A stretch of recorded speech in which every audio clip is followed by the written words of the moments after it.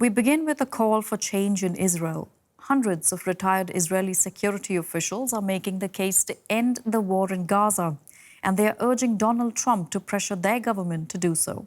The former staff say in a video that the fighting with Hamas has dragged on for political reasons and now puts Israel's security and identity at risk.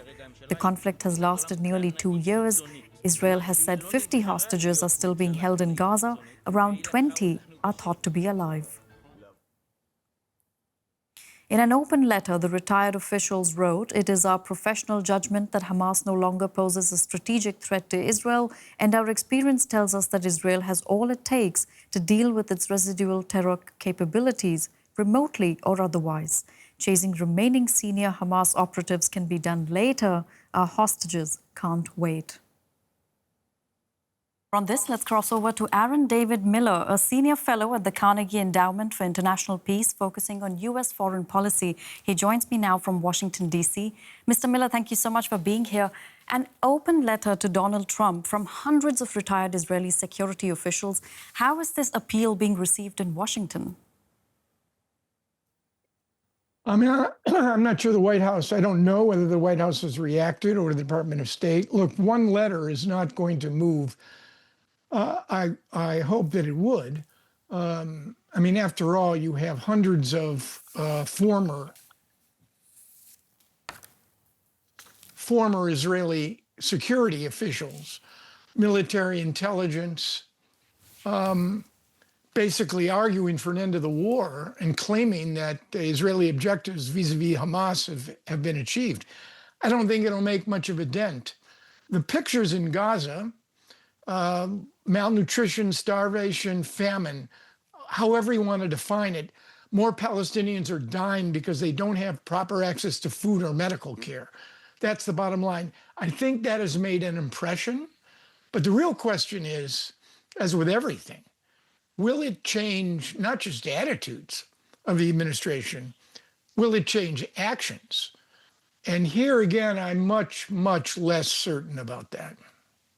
Well, you've mentioned this already, but Trump has recently suggested that Netanyahu is prolonging the war for political reasons. Do you see Trump taking a more active role in trying to end the conflict? You know, he's also said that Netanyahu should be allowed and permitted to, quote, finish the job, which meant ramping up of Israeli military activities. And I saw the wires indicating a report from the prime minister's office that he was convening the cabinet for a full occupation of Gaza and instructed the IDF, the Israeli Defense Forces, to operate in areas where the Israelis know there are hostages, which could obviously, as we've seen last August, where Hamas willfully executed 6, including an American citizen, under orders that if the Israelis came too close, they were to kill the hostages. So it's very difficult for me to imagine that Donald Trump, having reaped the benefits of Benjamin Netanyahu's 12-day war against Iran, the only American president to make good on an issue to set back Iran's nuclear program without triggering a major war, is going to somehow pivot and now press and force the prime minister to end the war. The Hamas videos over the weekend were unbelievably destructive in terms of getting anyone to focus primarily on the suffering of Palestinian civilians. The reaction in the White House to those videos was toughen up and let's pursue a harder line. You witnessed intentional starvation there on the part of the 2 hostages captors. If I'm understanding you correctly, does this mean that you don't expect President Trump to exert any pressure to prevent such escalation, the escalation being the full occupation of the Gaza Strip? I mean, you know, in the last 6 months, Donald Trump has both sidelined Prime Minister Netanyahu. He opened up a dialogue with Hamas without Israeli acquiescence. He cut a deal with the Houthis, about which the Israelis learned after the fact.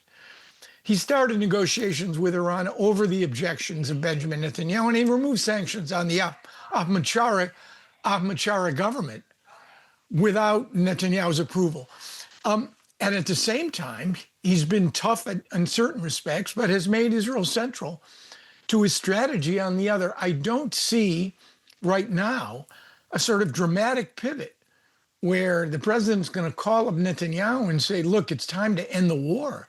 And if you don't end the war, I'm going to impose certain costs and consequences.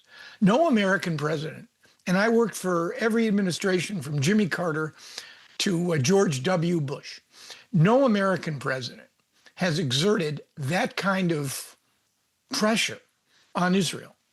And it seems unlikely, at least to me right now, that we're going to be in for some dramatic pivot on the part of Donald Trump.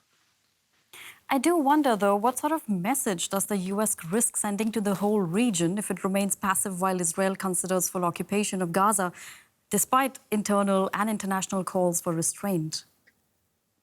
You know, it's an extraordinary comment that you made, and it also, I think, raises a core question. And maybe you have an answer to it, I do not. October 7th will be 2 years since Hamas's terror attack and Israel's response, the prosecution of its war against Hamas, which has come at the cost of scores of thousands of Palestinian lives and injuries and a humanitarian catastrophe. Identify for me, if you would, a single cost or consequence that any Arab state, whether it's Israel's treaty partners, Jordan or Egypt, or its Abraham Accord partners, the Emirates, the Bahrainis, the Moroccans, the Arab states have stood by. They've provided assistance, to be sure. The Emiratis have stepped up. But has any Arab state imposed a cost or consequence on either the government of Israel or the Trump administration? No. On the contrary, they are stumbling all over one another in order to cozy up to Donald Trump. So when people talk to me about America's loss of influence in the region, I understand why they're saying that. Because you'd think, given what we've witnessed, that these regimes would distance themselves from both Israel and Washington. But on the contrary, they seem to be getting closer. That's Aaron David Miller from the Carnegie Endowment for International Peace. Thank you so much for your time.